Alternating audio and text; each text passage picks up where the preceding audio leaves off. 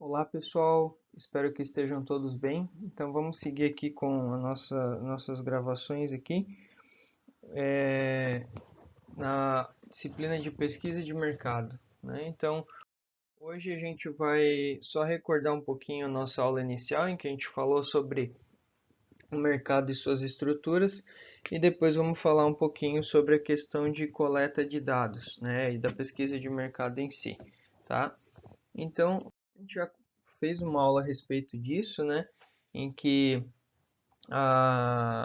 o conceito de mercado vai se dar pela junção, né? Pela soma, pela aglutinação do produto e de uma troca, né? E uma troca é importante ressaltar que ela deve ser uma troca voluntária, né? Apesar de que muitas vezes algumas pessoas questionem isso, né? Mas o ideal é que para que o mercado funcione adequadamente, essa troca ela deve ser voluntária. Então, é tudo que o produto é tudo que pode satisfazer uma necessidade ou um desejo. A gente trabalha essa diferenciação na disciplina de comportamento do consumidor, certo? E isso pode ser físico ou um produto, né? Ou um serviço, perdão. E a troca é a transação em si, né? E o mercado então vai ser o ambiente onde ocorrem essas trocas, envolvendo aí a lei da oferta e da procura. Falamos sobre as estruturas de mercado, tá? Não vou me alongar aqui, a gente já tem essa aula gravada em que a gente esmiuçou, né? Então essas características com relação a número de concorrentes, produto ou fator, controle de preços, concorrência, ingresso nesse mercado e as informações. Está aqui a fonte dos estudos e as estruturas de concorrência, monopólio, oligopólio ou concorrência monopolística. Tá? Demos alguns exemplos e trabalhamos esses aspectos. Falando agora um pouquinho de introdução de pesquisa de mercado, né? O que vem a ser então a pesquisa de mercado? Uma ferramenta, né, muito importante, como eu falei, pode ser até foco aí de estudos de TCC, mas num curto prazo, ou aplicações dentro das organizações que vocês trabalham, né, que tem por objetivo identificar os comportamentos, hábitos, preferências, os perfis socioeconômico, como que está a imagem da tua marca no mercado, previsão de demanda, potencial de mercado, intenções de compras, entre outros. Então, é uma ferramenta aí que pode ser bastante utilizada, tá? Então, a primeira coisa que eu vou fazer é estabelecer, identificar o que? O perfil do meu cliente, isso pode se dar em aspectos quantitativos ou qualitativos, a imagem de uma empresa em relação ao seu público-alvo, estratégia dos concorrentes, fornecedores ou ainda dimensão de mercado. Também segmento de mercado lucrativo, novas tendências, aceitação dos seus produtos e serviços, preço e também como objetivo da pesquisa pode se dar auxiliar numa projeção, né, de questão de absorção de mercado e tudo mais. Trazendo alguma coisa, alguns dados a respeito da pandemia, né? Que é o que a gente está vivendo aí. Os produtos mais vendidos de forma online durante a pandemia, né, os snacks, os famosos salgadinhos, né, isso aí é tentação. Pulseiras inteligentes e contadores de passo, né, começou a comer mais, né, isso aí já tem estudo falando disso. Da mesma forma, muita gente se preocupou mais com a saúde também, fazendo com que esse mercado crescesse, né? Então em mais de 500%.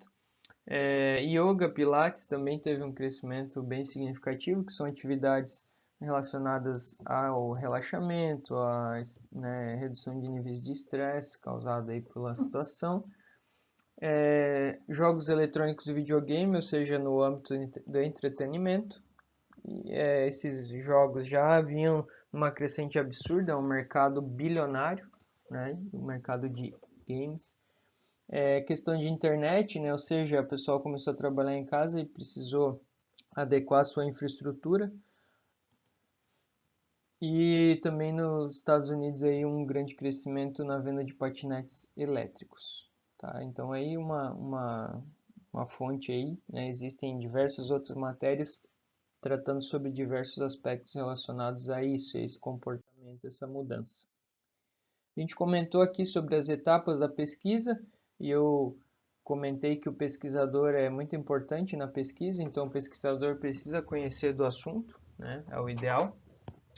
Depois eu vou então definir o público-alvo e esses objetivos para chegar então na etapa da definição da coleta de dados que eu comentei para vocês, que essa coleta ela pode ser de dados secundários, que vai ser o objetivo da nossa atividade de hoje, ou de dados primários, tá? Quando eu falo de dados secundários, eu vou já buscar, né, esses dados e utilizá-los a partir de coletas de outros pesquisadores ou de outras entidades, né? Enquanto que os dados primários não, eu vou fazer todas as etapas da coleta desses dados aí. Então, como se daria essa coleta de dados, né? Ela vai ser justamente o levantamento das informações para a minha pesquisa de mercado. E aí eu posso ter esses dados primários e dados secundários. Então, dados primários vão ser dados que não estão disponíveis, ou seja, dados considerados inéditos, e vão ser obtidos com a ajuda de profissionais, então eu posso contratar empresas para isso ou por conta própria, né?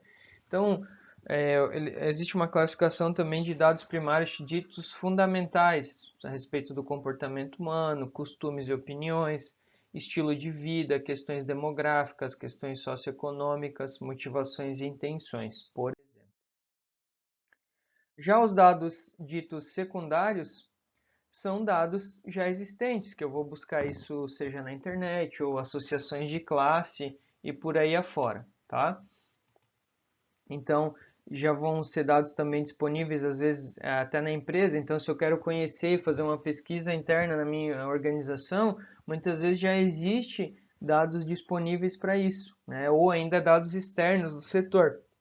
E aí vão existir diversas fontes para trabalhar esses dados. Por exemplo, instituições não governamentais, né? Então, federações, associações nacionais, né? Então, quero saber qual é o destino mais procurado do brasileiro com relação ao turismo, né? O destino geográfico. Então, a Associação Brasileira de Agências de Viagens pode ter dados a respeito disso.